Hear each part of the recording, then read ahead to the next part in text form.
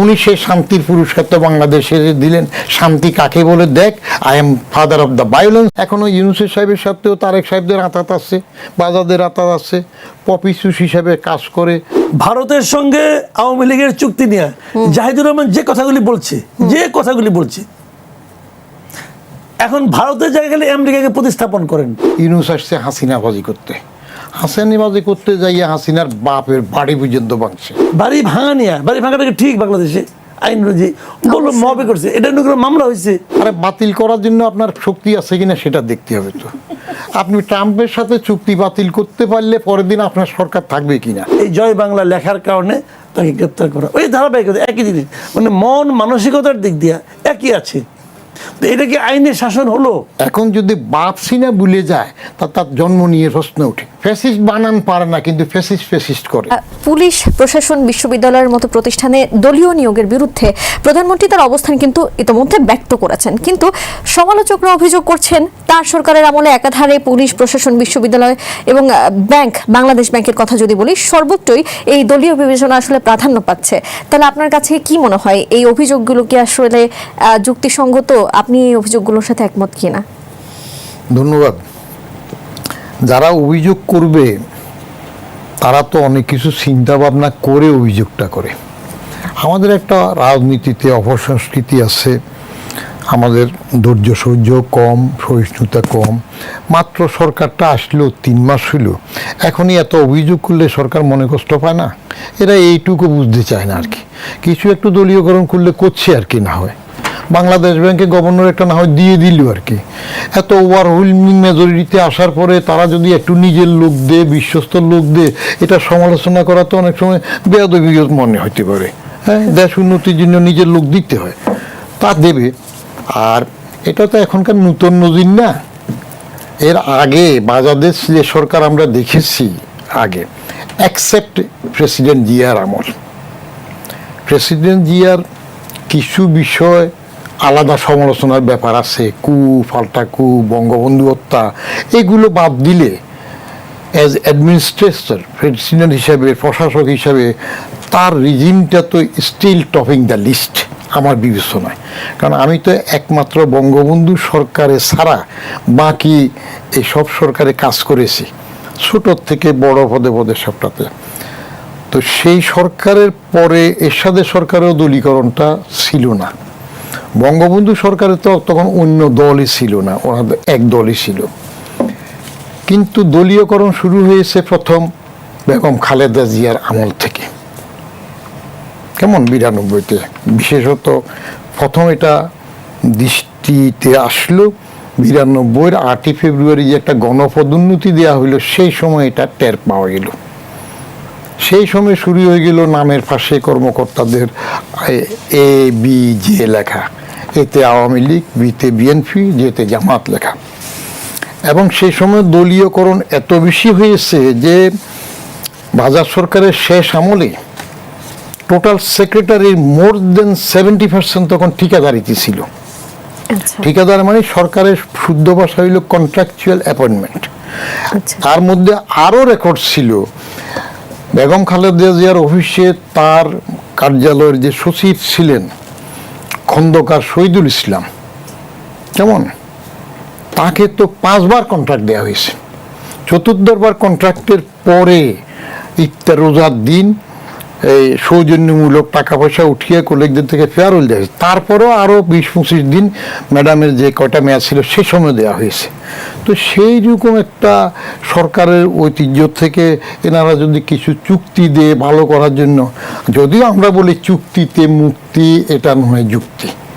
এবং আর দলীয়করণটা যখন ওই সময় খালেদা জিয়া আমলে শুরু হইল, তারপরে জোট আমলে হইল, ওনার আমলে মহাজোট আওয়ামী লীগ আসলো, যেহেতু নামের আগে মহা আছে অতএব এরা আরো মহাদলীয়করণ করলো।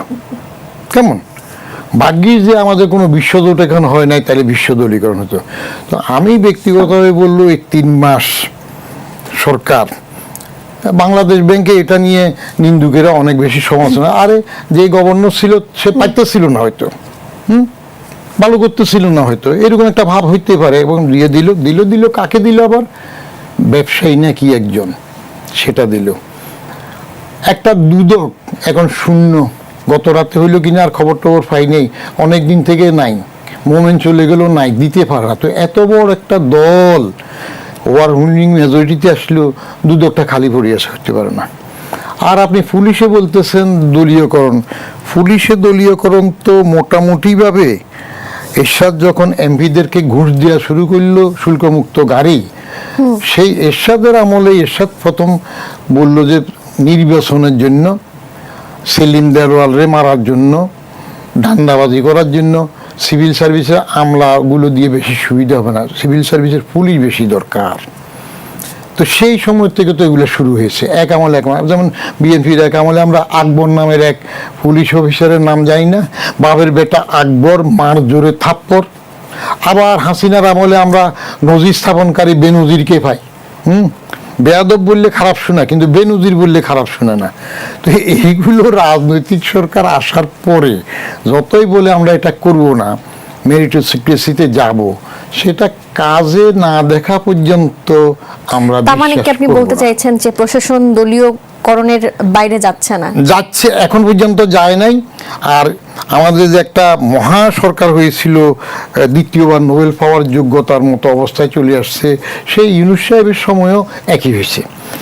ইউনূস, বাজাদ, জামাত এরা তো এক গড়ানার লোক, এক দল, এক আটে। এখনো ইউনূসের সাহেবের সাথেও তারেক সাহেবদের আঁতাত আছে, বাজাদের আঁতাত আছে। পপিসুস হিসাবে কাজ করে পরস্পর পিঠ চুলকানি সমিতি, একজনের পিঠ একজন চুলকায় দেবে, সুন্দরভাবে দুই পক্ষ খুশিতে থাকবে। জি, ধন্যবাদ। জনাব মাসুদ কামাল, আপনার কাছে আসি। মার্কিন বাণিজ্য চুক্তি নিয়ে পররাষ্ট্রমন্ত্রী বলেছেন প্রধান রাজনৈতিক দলগুলোকে জানিয়েই চুক্তিগুলো করা হয়েছে এবং এটা গোপন চুক্তি নয়। কিন্তু আবার যখন বিভিন্ন সময় জামায়াতের আমির সাহেব বলছেন যে এই চুক্তি সম্পর্কে তারা কিছু জানেন না, আবার ইউনূসের সরকার, ডক্টর মোহাম্মদ ইউনূসের সরকারে যারা ছিলেন বা ইউনূস সরকারের গুরুত্বপূর্ণ দায়িত্বে যারা ছিলেন তারা বলছেন যে না, এই চুক্তিতে সব রাজনৈতিক দলকেই জানানো হয়েছে। এই যে আসলে না জানার ভান করা হচ্ছে বা যেই দলই আসুক সেই দলই বলছে যে না, জানানো হয়নি, এই বিষয়টিকে আপনি কিভাবে দেখেন? এই অভিযোগগুলোর কি আসলে যুক্তিসঙ্গত কিনা?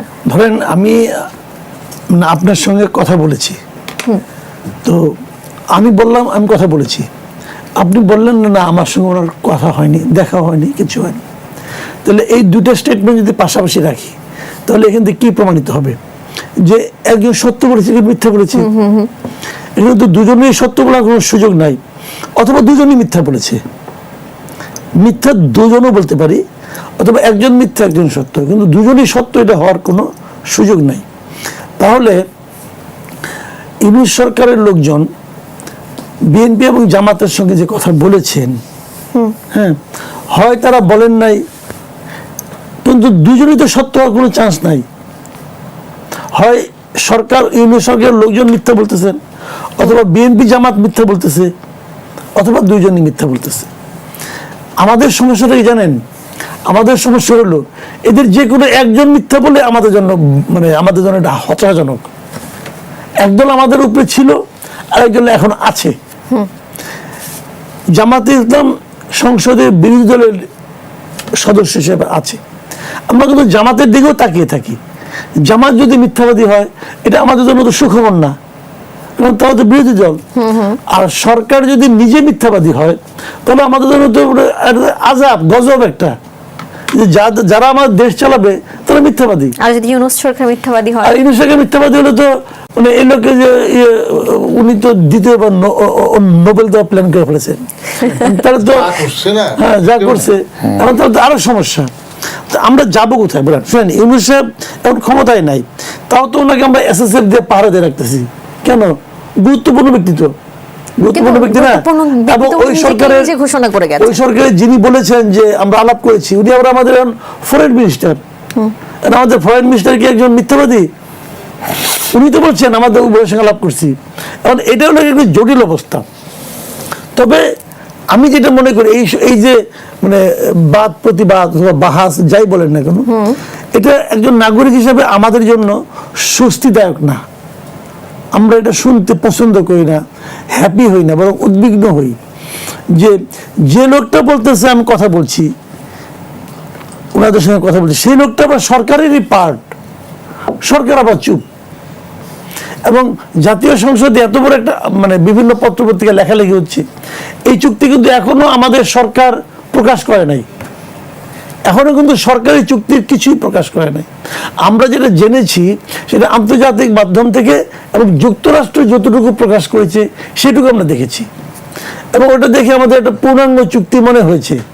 আমরা এখনো কিন্তু প্রকাশ করে না আমাদের গভর্নমেন্ট অফিসিয়ালি, এবং ওইটা নিয়ে যখন আলোচনা হচ্ছে ওইটা নিয়ে আবার সরকার কোনো আপত্তিও করে না। ওই চুক্তি যেটা নিয়ে আমরা যুক্তরাষ্ট্রের কাছ থেকে পেয়েছি বিভিন্ন মাধ্যমে, ওটা নিয়ে আমাদের সংবাদ মাধ্যমে লেখালেখি হয়েছে, বিশ্লেষণ করা হয়েছে। ওটা নিয়ে আবার যখন প্রশ্ন করা হয়েছে তখন আমাদের বাণিজ্য মন্ত্রী বলছে এটা খুব ভালো চুক্তি। তো আমার জানার খুব আগ্রহ যে বাণিজ্য মন্ত্রী যিনি আছে মুক্তাদির সাহেব, উনি কি আদৌ চুক্তিটা পড়েছেন? আমার সন্দেহ, এই চুক্তি পড়ার পর যদি কেউ বলে এই চুক্তিটা আমাদের জন্য খুব ভালো হয়েছে, তার মানসিক সুস্থতা নিয়ে আমার মনে সন্দেহ আছে। আপনি কারো কাছ থেকে, আপনি রাশিয়ার কাছ থেকে তেল কিনবেন কি কিনবেন না, এটা ডিপেন্ড করবে রাশিয়া এবং আপনার উপর। যে বেচবে সে বেচবে, আমি কিনবো, কিন্তু বলা হচ্ছে এক্ষেত্রে যুক্তরাষ্ট্রের অনুমতি লাগবে। এখন যদি মুক্তাদির সাহেবকে বলেন, সে বলবে সমস্যা তো নাই, যুক্তরাষ্ট্র তো আমাদের না চাইতে অনুমতি দেয়। যেমন জুন মাসের 13 তারিখ কি আনোয়ার আহমেদ বলেছেন যে এটি গোলাবারি চুক্তি? অবশ্যই, কারণ যুক্তরাষ্ট্র কিন্তু আমাদের এই জুন মাসের 13 তারিখ পর্যন্ত অনুমতি দিছে। তুমি বলতে পারেন আমরা তো চাই নাই, ওনারা নিজের থেকে দিছে, তো আমার এটা ভালো চুক্তি। এখন যদি এইভাবে উনি যদি ব্যাখ্যা করেন তাহলে তো ওনাকে নিয়ে কিছু বলার নাই, আমার ওনাকে নিয়ে তো কিছু বলার নাই। তাহলে আল্লাহর কাছে বলতে হবে, আল্লাহ এটা কি আমাদের মাথার উপরে চাপাইলা, হ্যাঁ আর কি বলবেন বলেন? তো অনেকগুলি পয়েন্ট, মানে আপনি কিছু করতে পারবেন না। আপনি কোনো দেশ থেকে এমন কিছু বাণিজ্য করতে পারবেন না যে বাণিজ্য করলে যুক্তরাষ্ট্রের ওই পণ্যের বাণিজ্যের উপর কোনো প্রভাব পড়তে পারে। তো আপনি কিভাবে করবেন না ভাই? এই চুক্তি নিয়ে আমাদের প্রধান বিরোধী দল, আমাদের সরকারি দল, সংসদ, জাতীয় সংসদের 300 সদস্যের মধ্যে মাত্র একজন মাত্র এটা কথা বলছে, তাও রুমিন ফারহানা। উনি এটা নিয়ে আনুষ্ঠানিক আলোচনা করার জন্য আর 4 জন সংসদ সদস্যকে সংগ্রহ করতে পারেন নাই, রিকোয়েস্ট করে পারেন না। এ ব্যাপারে আমার প্রশ্ন আছে, আরো জিজ্ঞেস করবো, আপনার কাছ থেকে উত্তরও জানবো। একটু জনাব মজিবুর রহমানের কাছে আসি। দেশের স্বার্থ নাকি বিদেশি দাতার নির্দেশে আসলে এই বাণিজ্য চুক্তি, সেটি আপনার কি মনে হয়? এবং ঠিক এই পর্যায়ে এসে সুশীল সমাজ আসলে কোথায় দাঁড়িয়ে আছে? আর আপনার কাছে সুশীল সমাজের সংজ্ঞা কি জানতে চাই। আপনার বাণিজ্য চুক্তির বিষয় তো টেলিভিশনের সংখ্যা এত বেশি, আমি প্রায় বলি জাতে ওঠার জন্য একটা টেলিভিশন, একটা পত্রিকা, একটা মেডিকেল কলেজ, একটা বিশ্ববিদ্যালয়, এগুলো থাকলে জাতে উঠতে পারে, সেই জন্য সবাই এটা নিয়ে ব্যস্ত। যে একই প্রশ্ন সব জায়গায় একইভাবে আসে ঘুরে ফিরে। বাণিজ্য চুক্তিটাতে এই যে পাশের সহ আলোচক যেটা বললেন যে দুইজনই একসাথে সত্য হতে পারে না, কিন্তু আমি ভিন্নভাবে বলবো যে এই আমেরিকার সাথে বাণিজ্য চুক্তি নিয়ে দুই পক্ষই সত্য হতে পারে। এখন তারা বলছে না আর কি, যে সময় খলিলের মন খারাপ হয়ে যাবে, একটু অসুবিধা হবে, তখন হয়তো ফট করে বলে ফেলবে। ওনার কি আসলে মন খারাপ হবে? উনি যখন আসলে উপদেষ্টা থেকে মন্ত্রী হলেন তখন কিন্তু সাংবাদিকরা তাকে প্রশ্ন করেছিলেন যে আপনি উপদেষ্টা থেকে মন্ত্রী হলেন, তখন আবার তিনি বললেন যে আমি তো জোর করে আসিনি, আমাকে জোর করে নিয়ে এসেছে। আপনার ওনাকে ওনার তো মন খারাপ হওয়ার সুযোগ নেই মনে হয়। তো আমি ভালোভাবে চিনি, 79-এ জয়েন করেছে ফরেন সার্ভিসে, সুপিরিয়র পোস্ট একটা 76-এর first boy, really brilliant, all cadre first হয়েছে। কিন্তু বিচারপতি লতিফুর রহমান যখন তত্ত্বাবধায়ক সরকার হলেন, প্রধান হলেন, সেই সময় কিন্তু আপনারা এই খলিল সাহেবকে দেখেন নাই, ওনার পিএস হিসাবে আসছে, আরেকজন ডক্টর মাহবুব ছিল, এখন মারা গেছে। এনারা আমাদের ত্রাণকর্তা হয়ে মাঝে মাঝে আসেন, ফরেন সার্ভিসে জয়েন করেছে, সেখানে একাধারে লেগে থাকবে না। আমাদের আগের আরেক তত্ত্বাবধায়ক প্রধান ফখরুদ্দিন সাহেব, উনিও তো বড় সিএসপি জাঁদরের অফিসার ছিলেন, তারা কি বাংলাদেশের সার্ভিসে লেগেছিলেন। এরা ভালো করে পরে এখানে একটু নামটাম হওয়ার পরে অন্যদিকে চলে যায়। খলিল সাহেবরা বাইরে যাবে, কার পক্ষে কখন আসবে, কে তাকে ফুস করবে, সেটা বুঝতে আপনার বহু বছর সময় লাগবে। যে আমেরিকার পক্ষ হয়ে আসছে, সিআইএ পাঠাইছে, না ভারতের পক্ষ, না দুটাকে ব্যালেন্স করার জন্য পাঠাইছে। আপনি ছোট্ট একটা কাজে দেখেন না যে খলিলের পদত্যাগ দাবি করেছে বাজাদ, বাংলাদেশ জাতীয়তাবাদী দল উপদেষ্টা হিসেবে, সেই খলিলকে দিয়ে লন্ডনে ললিপপ ধরার সময় তারেক রহমান সাহেবকে রিসিভ করিয়েছে।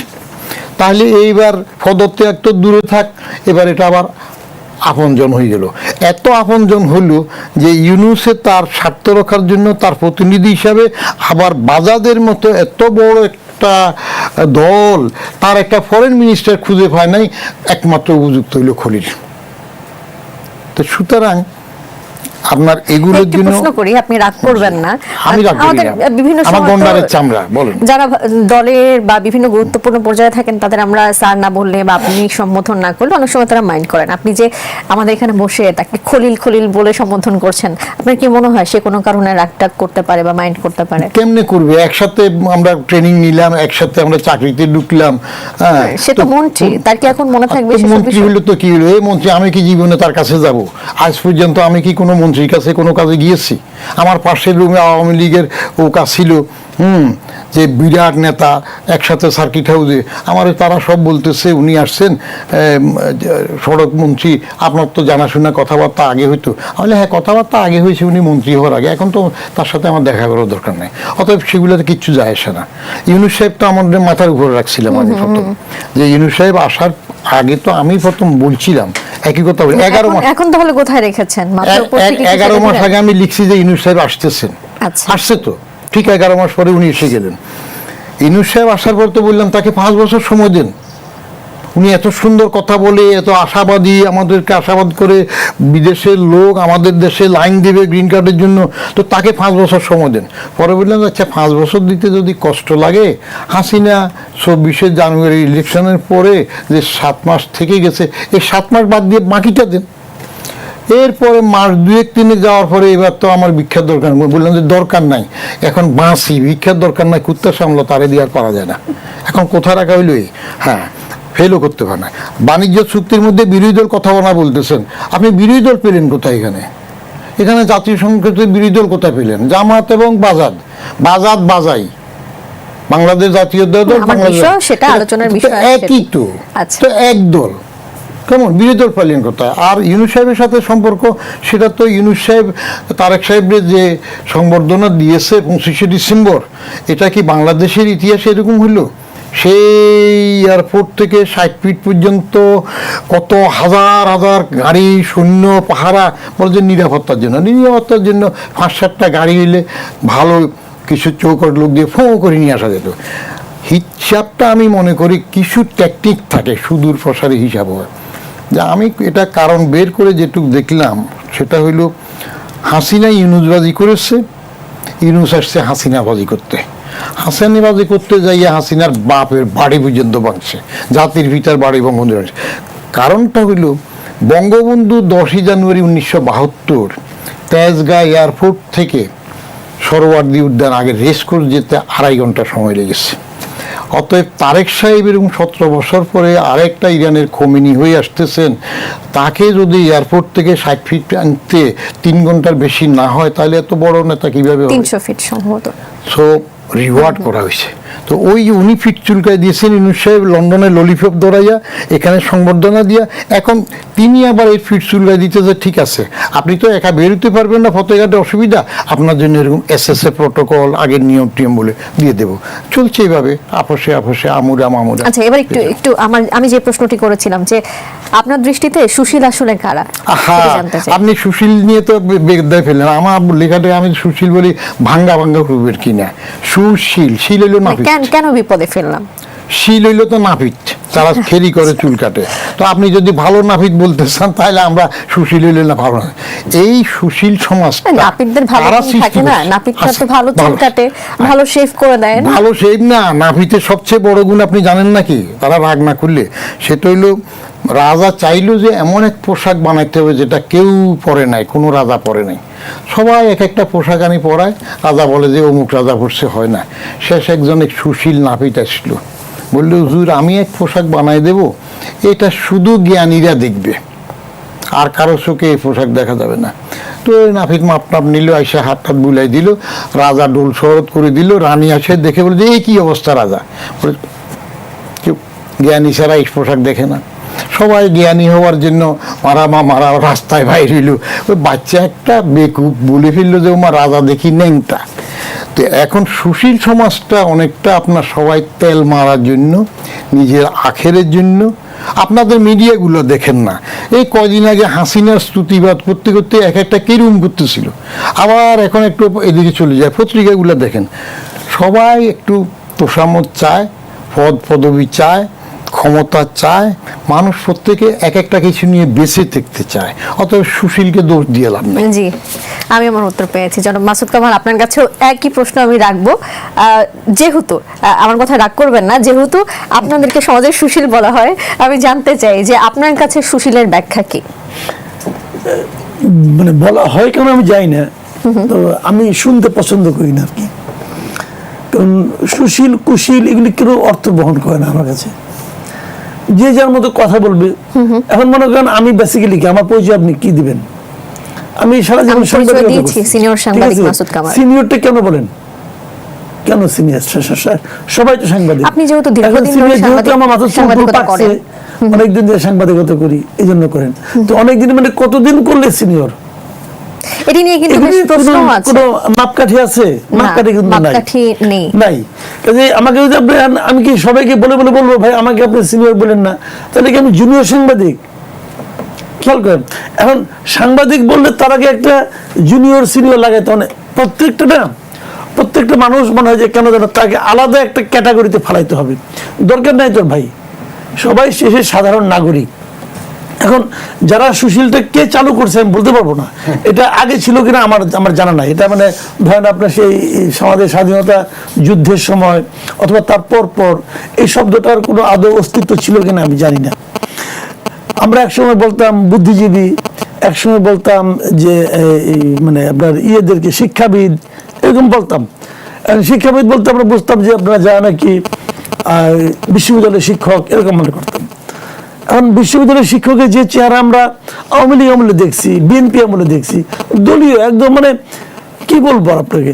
মানে আমি ঢাকা ইউনিভার্সিটিতে পড়াশোনা করতাম, আমি যখন পড়াশোনা করতাম তখন ওখানে ভিসি ছিলেন ফজলুল হালিম চৌধুরী নামে এক ভদ্রলোক। এই ভদ্রলোক মানে এরশাদ সাহেব একবার বিশ্ববিদ্যালয় বন্ধ করে দিলেন। তো উনি বললেন যে আমি হলাম ভিসি, আমার সঙ্গে আলোচনা না করে আপনি বিশ্ববিদ্যালয় বন্ধ করলেন কেন? আপনি আচার্য, বাট আমি তো উপাচার্য, আমি তো এটা থেকে সাহায্য। এবং এরপরে বিশ্ববিদ্যালয় খোলার পরে উনি বিশ্ববিদ্যালয় থেকে ভিসি থেকে পদত্যাগ করে উনি ঢাকা বিশ্ববিদ্যালয় ছেড়েই দিলেন। উনি চলে গেলেন রাজশাহী বিশ্ববিদ্যালয়ে, ওখানে উনি আগে চাকরি করতেন। তো ওই যে ব্যক্তিত্ব, ওই যে পার্সোনালিটি।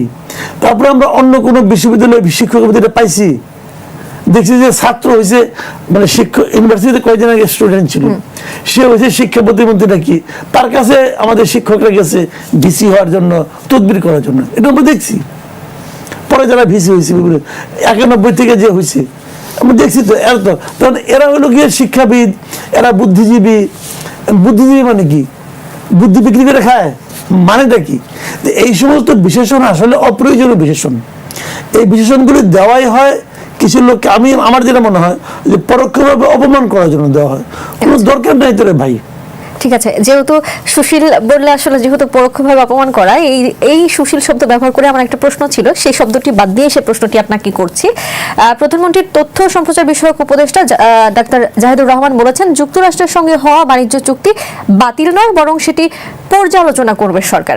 তো সুশীল শব্দ যেহেতু বাদ দিয়ে দিয়েছি, বলি সমাজের একটি বড় অংশ এটি বাতিল চেয়েছে, কিন্তু এই যে সরকার পর্যালোচনা চাচ্ছে, এই দুটোর আসলে কনফ্লিক্ট তৈরি হবে কিনা, বা আসলে এই যে পর্যালোচনা কি যৌক্তিক কিনা? শুনেন, এই জাহিদুর রহমান সাহেব উনি তো একসময় টকশো করতে আপনাদের এখানে এসেছেন।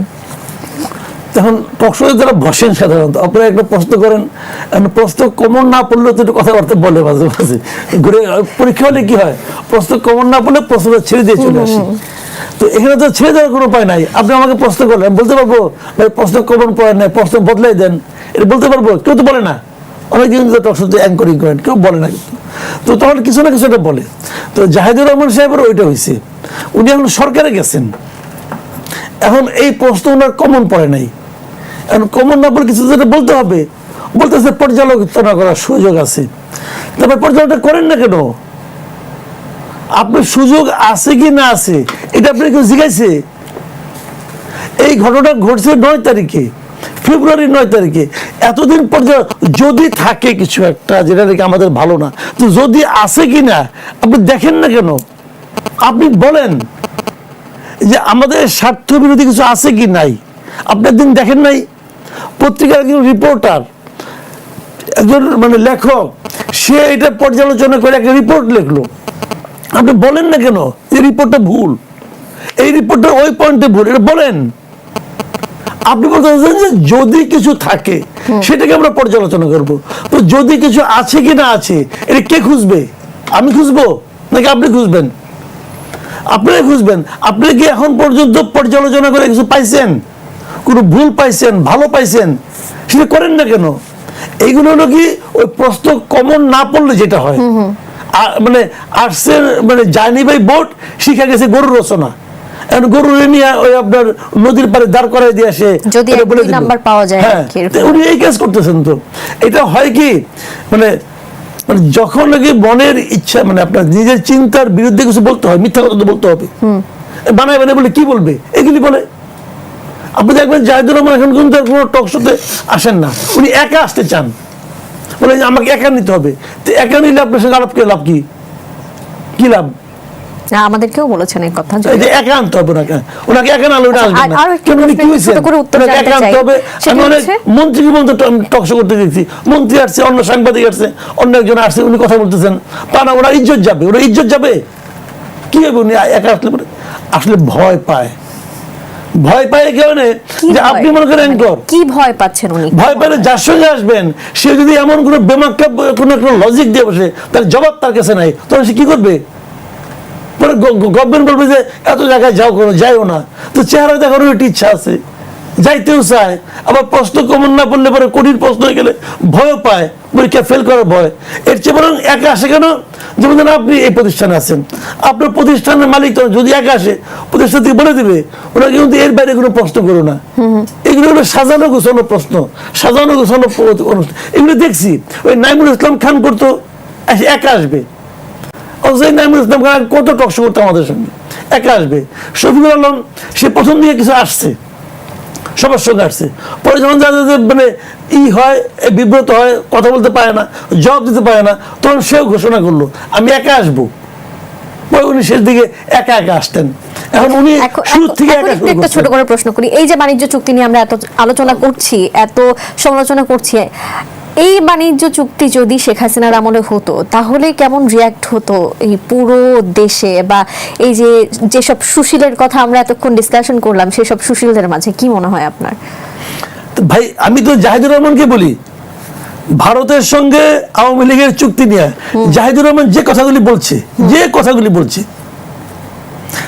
এখন ভারতের জায়গায় আমেরিকাকে প্রতিস্থাপন করেন। বরঞ্চ আমি তো এইটাও বলি যে ভারতের সঙ্গে মানে আওয়ামী লীগের যে চুক্তি, যে সমস্ত চুক্তিকে আমরা গোলামী চুক্তি বলি, অমুক বলি, আর একটা ছিল না 25 বছরের গোলামী চুক্তি বলছিলাম, তো ওইগুলির সঙ্গে তুলনা করলে আমরা পাচার করছি, ওইটা যদি আমরা যদি ওগুলির সঙ্গে এটা তুলনা করি, এই আমেরিকারটা, তাহলে ওইটা তো নবজাতক শিশুর মতো এটার সামনে। ওই দিন দেখলাম, কালকে তো দেখলাম যুক্তরাষ্ট্র নাকি আমাদের নৌ বন্দর, বিমানবন্দর তাদের প্রয়োজনে যে কোনো সময় ব্যবহার করতে পারবে। এরকম একটা চুক্তি ইন্ডিয়ার সঙ্গে হইলে পরে থাকতে পারতেন দেশে ওনাদের এই বিপ্লবীদের। এখন সব বিপ্লবী চুপ, কই এনসিপি, কই এনসিপি বিশাল বিপ্লবী, কই তারা চুপ। সীমান্ত নিয়ে মাঝে মাঝে কথা বলে এইগুলি লোকজন বলে যে এদের মধ্যে নাকি দেশপ্রেম আছে, অমুক। কি বলবো, এটা হাসি উঠে। কই জামাত, কই চুপ, একটা কথা বলে না। বিএনপি আলাপবাদী। আর জাহিদুর রহমান বলে যদি থাকে পর্যালোচনা করব। পর্যালোচনা করে কি হবে? আবার আপনি বাতিল করবেন? বদিউর রহমান আপনার কাছে আসি। সম্প্রতি আলী রিয়াজ বলেছেন সংস্কার না হলে দেশ আবার পুরনো সেই সংকটে ফিরে যাবে। উনি যে পুরনো সংকটের কথা বললেন, এটা কি আসলে সংকটের কথা বললেন নাকি আমাদের ভয় দেখালেন? কি মনে হচ্ছে আপনার? আলী রিয়াজ সাহেব কে এটা আপনার থেকে জেনে নিয়ে পরে কথা বলি। আগে ওনার সিনিয়র নিয়ে যে একটা কথা আসছে সেটাতে আমার মতটা বলি। সিনিয়রটা প্রথম মন্ত্রীর বেলায় জিয়াউর রহমান সাহেব মশিউর রহমান জাদু মিয়াকে সম্মান করে বেশি খাতির করার জন্য সিনিয়র মন্ত্রী করছিলেন, মনে আছে, হ্যাঁ মনে আছে? মনে আছে। আচ্ছা, তো ওই সিনিয়র চালু হইল পর এখন সিনিয়রটা অনেকটা লিগ্যালাইজড ব্রাইবের পর্যায়ে যেতেছে। একজনকে সিনিয়র বললে ওনারও একটু সুখ সুখ ভাব লাগে, আর যারা বলে তারাও তার আনুকূল্য পাওয়ার জন্য একটু গদগদ হয়। এবং এটা করতে যাই এই সিনিয়র সাংবাদিক, সিনিয়র মন্ত্রী, এটা সংক্রমণ আমাদের আমলাতন্ত্র হয়েছে। হাসিনার আমলে কিছু লোককে খুশি করার জন্য, আমাদেরকে ঘুষ দেওয়ার জন্য যেসব কাজ করছে, এর মধ্যে একটা হলো সিনিয়র সচিব পদ সৃষ্টি করছে, বেদরকারি। সচিব তো সচিব, এর মধ্যে কয়েকজনের সিনিয়র সচিব দিয়ে আরেকটা লিগ্যালাইজড ব্রাইব সৃষ্টি করে দিল আমলাতন্ত্রে। আরেকটা করলো কি, আরেকটা ঘুষ দিল, এরশাদ এরকম শুল্কমুক্ত গাড়ি ঘুষ দিল, তখন প্রশাসনে আমলাদেরকে ডেপুটি সেক্রেটারি পর্যন্ত বিনা সুদে গাড়ি দিল, মেনটেনেন্স খরচ দিল। এগুলো হইল অসৎ উদ্দেশ্য পূরণের জন্য যেটা করে। এখন আপনি বলতেছেন যে বাণিজ্য চুক্তি নিয়ে যে কথা একটা আসলো, যে সংশোধন বা পর্যালোচনা, তাদের এক মন্ত্রী তো বলছে যে কোনো রাষ্ট্রীয়ভাবে চুক্তি হয়ে গেলে এটা হঠাৎ করে বাতিল করা যায় না। আরে বাতিল করার জন্য আপনার শক্তি আছে কিনা সেটা দেখতে হবে। তো আপনি ট্রাম্পের সাথে চুক্তি বাতিল করতে পারলে পরের দিন আপনার সরকার থাকবে কিনা, এটা তো হাসিনা উপলব্ধি করছে। বলছে যে আমেরিকা চাইলে যে বাংলাদেশের যে কোনো সরকার পরিবর্তন করতে পারে, তো তারটাও পরিবর্তন করে দেখাই দিল। হাঁসটা কোথায় ছিল, কেমনে কি করে দিল, 5 তারিখ 6 তারিখে ডেটের জায়গায় 5 তারিখে গণেশ উল্টে দিল। পর্যালোচনা কিংবা সংশোধন কিংবা বাতিল গেরা কলে আটকাই গেলে তখন এটার থেকে মুক্তি পাওয়া কঠিন। অস্তিত্ব সংকটে যারা থাকবে সরকার, সেই সময় এগুলাতে সাহস করবে না। আপনি ট্রাম্পের সাথে বেয়াদবি করতে যাবেন, ফুট করে ওই যে ভেনিজুয়েলার মতো উঠে নিয়ে যাবে, কি করবেন? এখানে এসে সব নেমে যাবে, কি করবেন? রক্ষা করবে কে? রক্ষা করতে হলে আবার ভারত লাগবে, চীন লাগবে, দুই প্রতিশোধ হবে, তারা করবে কিনা? অতএব গালবরা কথা বলে লাভ নাই। পারলে পারেন, না পারলে যেমনি আছে মানবেন, দাসখত দিয়ে আসছেন। আলী রিয়াজের কথা বলতেন, হুইজ আলী রিয়াজ? আমি যদি ভুল না করি সংস্কার কমিশনের প্রধান। কোন সংস্কার কমিশনের প্রধান? এটা কি ইউনুস সাহেবের কি আমদানি করা আমেরিকার কোথা থেকে আলী রিয়াজ আনছে? ওই আলী রিয়াজ? যদি বলি হ্যাঁ, হ্যাঁ, ওইসব আলী রিয়াজের কথা। আলী রিয়াজ কোথায় এখন? সে এখন কোথায় অবস্থান করছে তো বলতে পারছি। যে দেশে থাকে না, যে ইউনুস সাহেব বাংলাদেশি কিনা সন্দেহ। কেমন? ওই রোহিঙ্গার ওইখানে গেলে জাতিসংঘের কি একটা অকার্যকর সংস্থা জাতিসংঘ আছে না, ওইটার প্রধানের সাথে, জেনারেল সেক্রেটারির সাথে টুপি মাথায় দিলে একবার হলো, তারপরে রোহিঙ্গাতে যাইয়া ঈদ করবে বললো। আলী রিয়াজের মতো লোকটোক বাইরের থেকে এনে এখানে দেশটাকে আরো পিছিয়ে দিস। আলী রিয়াজ যদি এই দেশের হইতো তাহলে এখন যায় কেন? এখানে থাকবে, এখানে রাস্তা চলাফেরা করবে, হাঁটবে, তার সংশোধন নিয়ে কথা বলবে। এইসব সংশোধন কি হয়েছে? একটা গল্প বলে শেষ করে দিই, সব সিরিয়াস কথাবার্তা হয়। ওইটা আমি আরেকবার বলছিলাম যে এইরকম পণ্ডিত আলী রিয়াজ গং, নোবেলের ইউনুস গং, এরা মতো সব পণ্ডিতরা একদিন এক রুমের মধ্যে কয়েক মাস কাজ করতেছে। 1 মাস যায়, 2 মাস যায়, 3 মাস, বছর যায়। ওই একটা বাচ্চা তাদের সামনে মাঠে একটা ঘোড়া ছড়ায়। তো বাচ্চার কৌতূহলে এই মানুষগুলো এত কাগজ প্রত্যেকদিন কাজ করে। একদিন জিজ্ঞেস করলে আপনারা কি করতেছেন? বলে যে আমরা একটা গবেষণা করতেছি। এত বছর ধরে এত গবেষণা কি? বলে যে গোড়ার সামনের উপরের মাড়িতে কয়টা দাঁত, ওইটা গবেষণা করে। যে আল্লাহ, এটার জন্য আপনি এরকম মাসকে মাস এত কাগজ এরকম, আমার গোড়াটারে হা করায় দেখেন না, তাইলে তো হয়ে যায়। আপনি এই দেশের যে সিস্টেম, এখানকার অনুযায়ী আপনি সংস্কার করবেন না। ওই আলী রিয়াজ সেখান থেকে একটু নখ আনবেন যেটার মধ্যে রক্ত প্রবাহ নাই, আরেকজন থেকে একটু চুল নিবেন যেটার মধ্যে রক্ত প্রবাহ নাই, এই জাতীয় যেগুলো কার্যকর নয় সেগুলো আনি গুটা দিয়া ওই একটা স্যালাইন বানানোর অ্যাডভার্টাইজমেন্ট করবেন। এটা হয় না। যেখানে যেটা মানুষের সাথে কথা বলতে হয় তার অনুধাবন করার বুঝার শক্তি অনুযায়ী। আপনি গরু গাড়ির মধ্যে জেটের ইঞ্জিন দিলে হবে নাকি? এখানে রাজনৈতিক দল নাই, গড়ে উঠে নাই, পারিবারিক দল। 2টা রাজকীয় দল হয়েছে, উলট পালট তারা আসে। নিজের দলে গণতন্ত্র নাই, সেখানে গণতন্ত্রের কথা বলে। হ্যাঁ, নিজের উত্তরাধিকার সূত্রে আইলে ওই যে হয়ে যাবে, রাহুল গান্ধী হয়ে যাবে কেন নেতা মনে করেন। আমরা দেশেরটা বললে তো আবার দড়ি ফেলবে, অসুবিধা। বড়গুলো আসবে না। এটা হবে না। আপনার আলী রিয়াজ যেটা সংস্কার করছে, এগুলো এখন শোনা যায়। কয়টা কমিশন হইল, 10টা 11টা 12টা এসে, হ্যাঁ, সময় কাটানোর জন্য ওই যে ঘোড়ার উপরে মাড়িতে কয়টা দাঁত, ইউনূস সাহেব আরও থাকতে চাইছিল, থাকার জন্য এইসব কলা কৌশল। মাঝখানে একবার উঠলো না, তাকে সংস্কারক বলবে কিনা, রাজা রহমান রায়ের পর্যায়ে নিয়ে যাবে কিনা সংস্কারক বলে, তারপর না উনি নিষেধ করছেন। প্রেস সচিব সর্বস্ব সংস্কারক। যা ওই যে শফিকুল্লাহ কে একজন আছে, এ মাইকাতে বলতে প্রেস সচিব ছিলেন, হ্যাঁ প্রেস সচিব সর্বস্ব সংস্কারক গুলা এই কথা বললে মনে হয় এই সব কিছু। তো এখন কোথায় সেগুলা আছেন? তারা বিভিন্ন জায়গায় বিভিন্ন পত্রপত্রিকার দায়িত্বে হয়তো বা আছেন, থাকবেন, এইভাবেই থাকবে। আমি এবার জনাব মাসুদ কামালের কাছে যাই। আপনি নিশ্চয়ই দেখেছেন কক্সবাজারে এতদিন তো জয় বাংলা বলা অপরাধ ছিল, এখন দেখলাম আমরা লেখাও অপরাধ। জয় বাংলা লিখবার কারণে একজনকে মারধর করে থানায় দেওয়া হয়েছে। পরবর্তীতে তাকে তার মা যখন ছাড়িয়ে আনতে যান, তার মায়ের উপর প্রহার করা হয়, যার কারণে সেই মায়ের মৃত্যুও হয়েছে।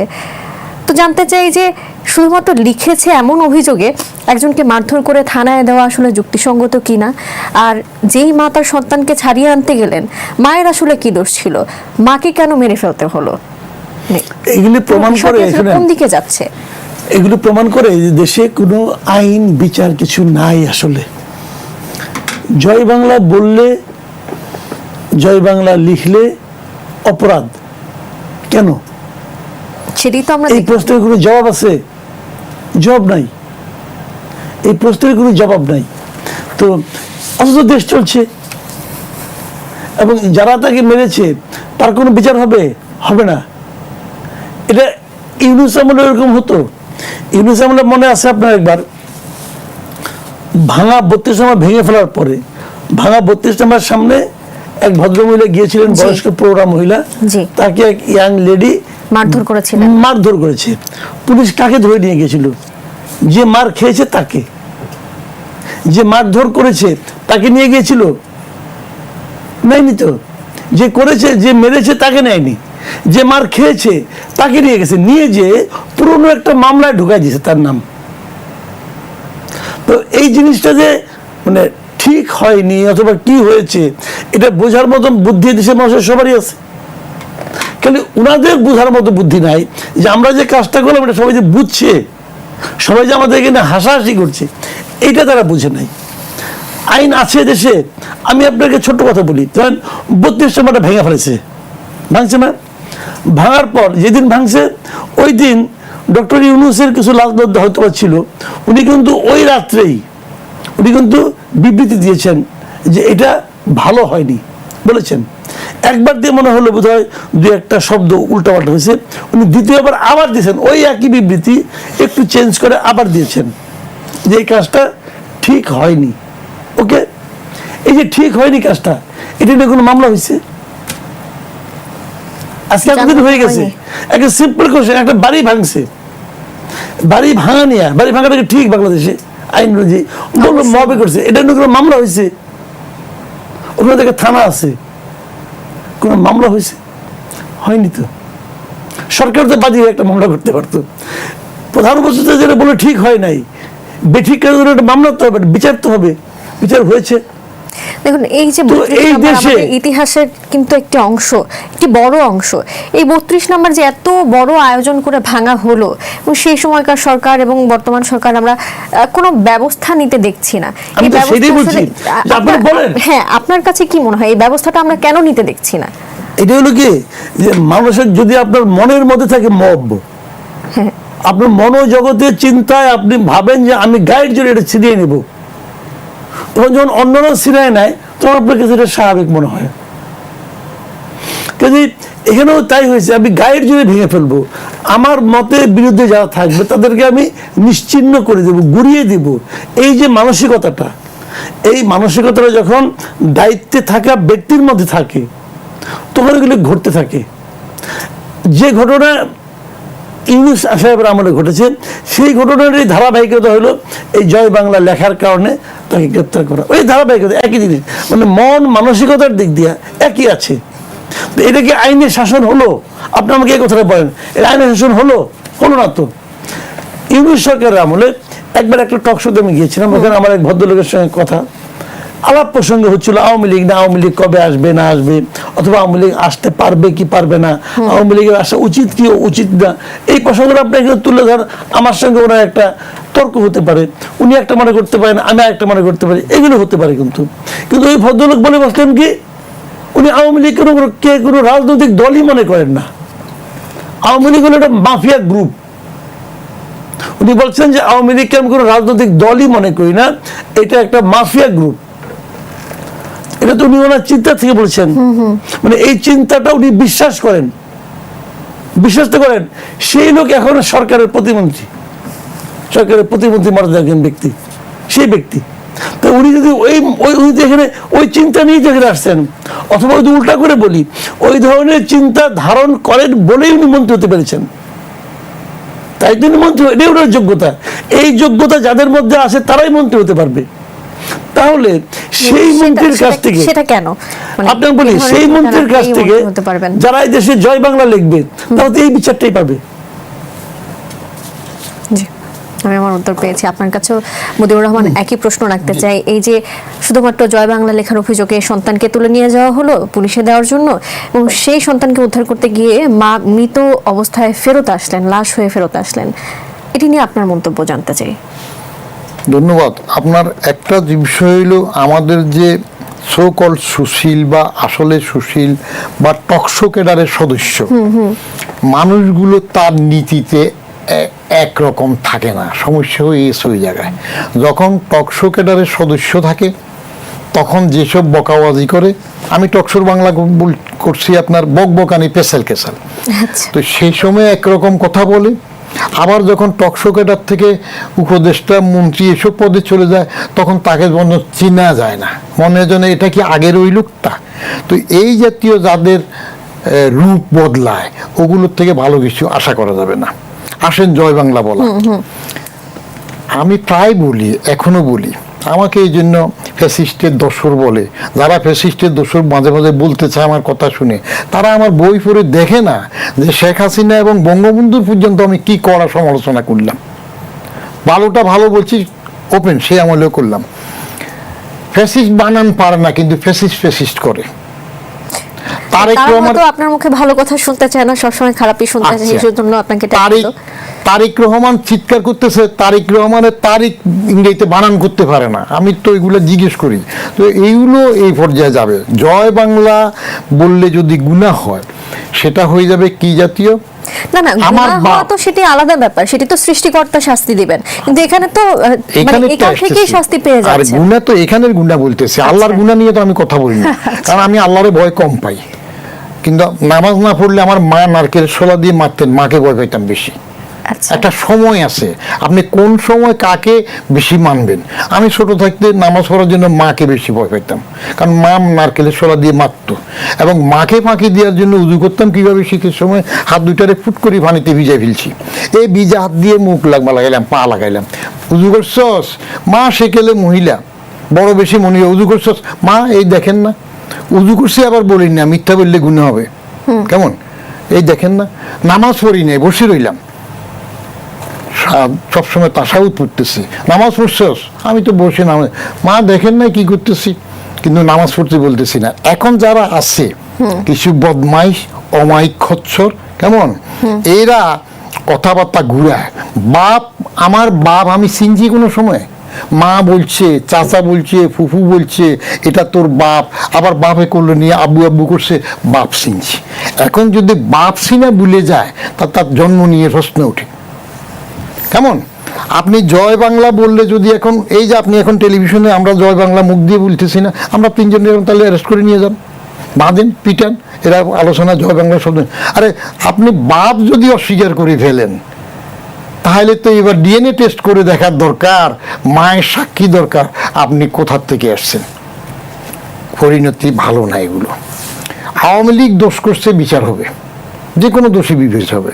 আপনি বাজাদের আমলের একটা ঘটনা আপনাকে বলি, আমি আগেও বলছি, 2003 বঙ্গবন্ধু এবং জিয়াউর রহমান দুইজনকে একসাথে স্বাধীনতা পুরস্কার দেওয়া হয়েছে।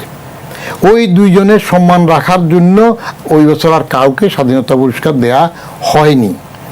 এবং আমি তখন ক্যাবিনেট ডিভিশনের জয়েন্ট সেক্রেটারি, দুইজনের সাইটেশন লেখার দায়িত্ব ডক্টর শাহাদাত আমার উপর দিয়েছেন। নির্দেশ দেওয়া হয়েছে দুইজন সম্পর্কে ব্যালেন্সড হইতে লিখতে হবে। তাদের তখন বিএনপি এটা করছে কি জন্য, যে দুইজনকে এক পর্যায়ে নিয়ে আসা।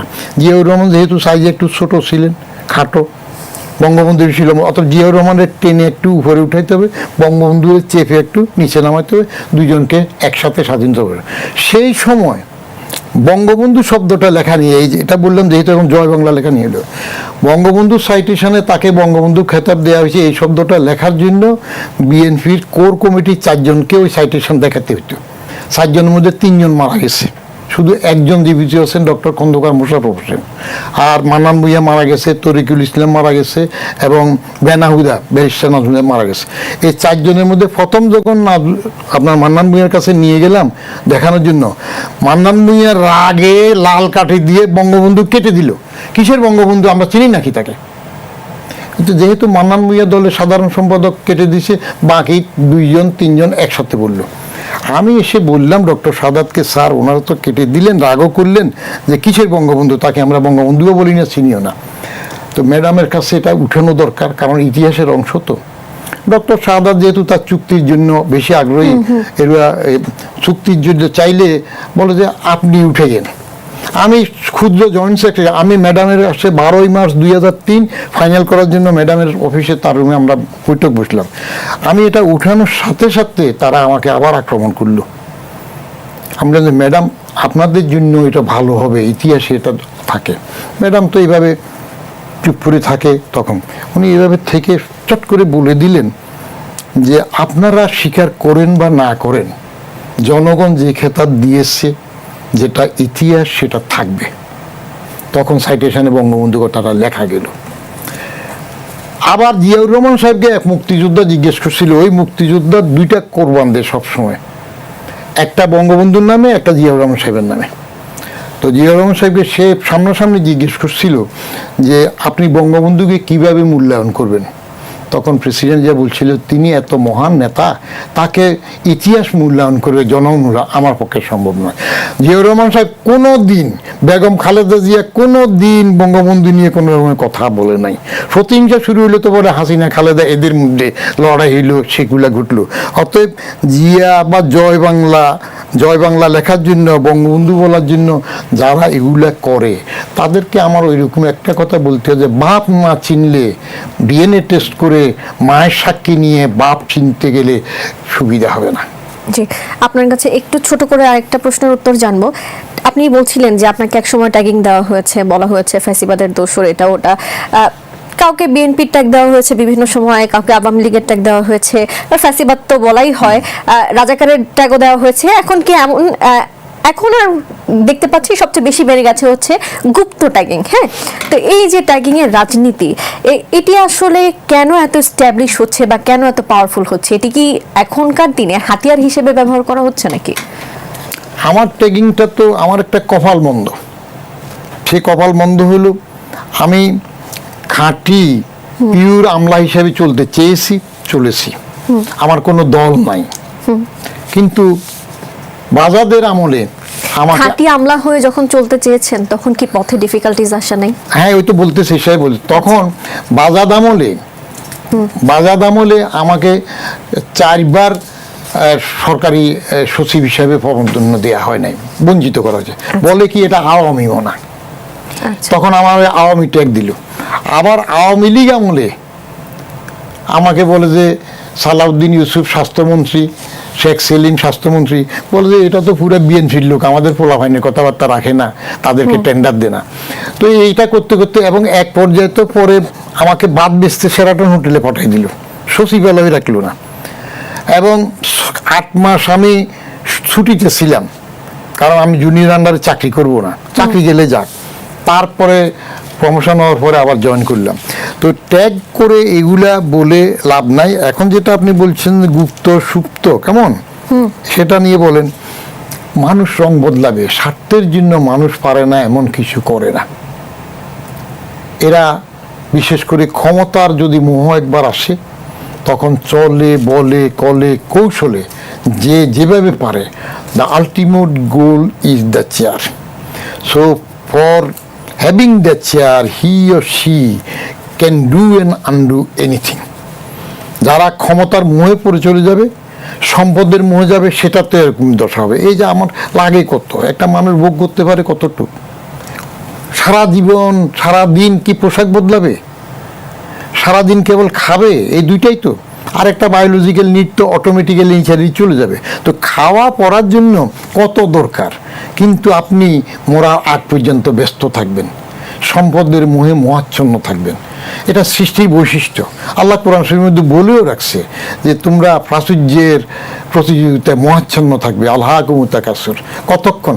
হাত্তা যুরতুল মাকাবির, কবরে না যাওয়া পর্যন্ত। পরের অংশ যে সতর্ক করে কাল্লা সাহবা তালামুন, এটা ঠিক নয়। আবারও বলি সুম্মা কাল্লা সাহবা, এটা ঠিক নয়। এটা তো চাইবে না। মোহটা এইরকম। ওই যে আমাদের প্রধানমন্ত্রী বলছেন না চেয়ার, এটা খুব গরম চেয়ার, তারেক সাহেব বলছে না গরম চেয়ার। তো এত গরম চেয়ার হলে এটার জন্য এত আসেন কেন? না আসলে তো পারতেন, বসেন কেন? যত গরম বলে সেখানে আসতে চায়, মজা আছে। যত গরম তত মজা।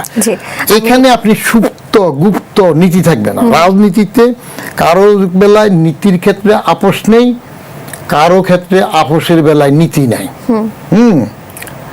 এটা আছে না? ঋণ খেলাফি, বিল খেলাফি, রাজনীতিতে দল খেলাফি আছে না? সে স্বামী স্ত্রী বদলায়, স্ত্রী স্বামী বদলায়। আজকে এখানে ভালো লাগে না, এই দল সারে ওইদিকে এলাম, ওই দল সারি ওইদিকে এলাম, আবার ওইদিকে এলাম। একটু যদি ক্ষমতা পায়, একটু যদি ক্ষমতা পায়। এই যে বলছে রুমিন ফারহানা শুধু বাণিজ্য চুক্তি নিয়ে কথা বলছে।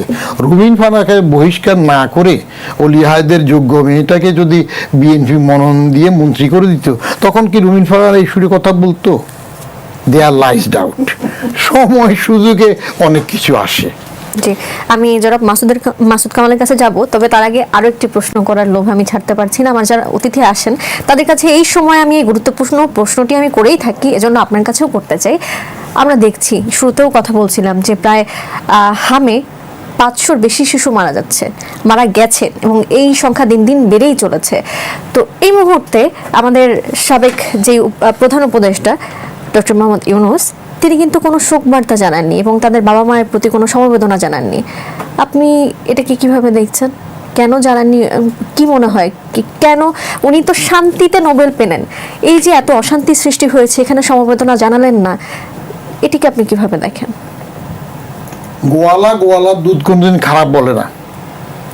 গোয়ালার দুধে পানি থাকলে সে গোয়ালা কোনোদিন বলবে না যে আমি পানি দিয়েছি। এটা বড় জং। আমরা গ্রাম দেশে দুধ দুই রকমের, একটা আইসা দুধ, একটা হাইলা দুধ বলতো। ছোট থাকতে গ্রামে ছিলাম তো, গরুর মাঠে মুখ দিয়ে দুধ শুষিয়ে খেয়ে ফেলছি। তো আইসা দুধ হইলো যেটার একটু পাতলা দুধ হয়, হাইলা দুধ হইলো যেটা দুধ একটু ঘন হয়। এখন ইউনূস সাহেবের নিজের লিগ্যাসি তো হামে মৃত্যু। তো উনি কিভাবে এখন সেটা বলবেন?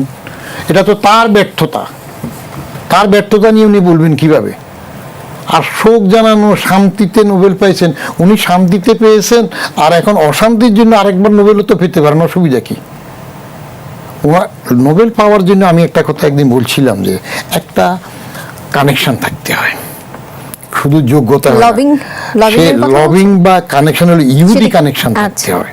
মোর ওর লেস যতজন নোবেল পায় সবগুলো খুঁজে টুজে দেখবেন ডাইরেক্টলি আর ইনডাইরেক্টলি একটা কানেকশন থাকে। আমাদের ইউনূস সাহেবের নোবেলের মধ্যেও বিল ক্লিন্টনের একটা স্ত্রী, কি হিলারি ক্লিন্টন না কি ছিল, তাদের কি একটা ফাউন্ডেশন ছিল, সেখানে অর্থদানের ব্যাপার ছিল, তাদের সাথে বন্ধুত্বের ব্যাপার ছিল। ওইসব কারণে তাকে অর্থনীতিতে মূল্য দেওয়ার চিন্তা ভাবনা হয়েছিল। কিন্তু অর্থনীতি যেহেতু আরেকজনকে দেওয়ার সিদ্ধান্ত হয়ে গেল, তখন তারের টাইনা টুইনা আইনে ওই যে গরুর রচনা নদীতে নেওয়ার মতো করে যে ঠিক আছে গ্রামীণের এই যেসব লোন টোনের কার্যক্রম এগুলা শান্তি হইল, অতএব গ্রামীণ আর ইউনূসকে শান্তিতে দিয়ে দাও। তো উনি সেই শান্তির পুরস্কার তো বাংলাদেশে দিলেন। শান্তি কাকে বলে দেখ, I am father of the violence, আমি কি শিখাই দিলাম, যুগ যুগ তোমরা এটা করবা। জি, ধন্যবাদ।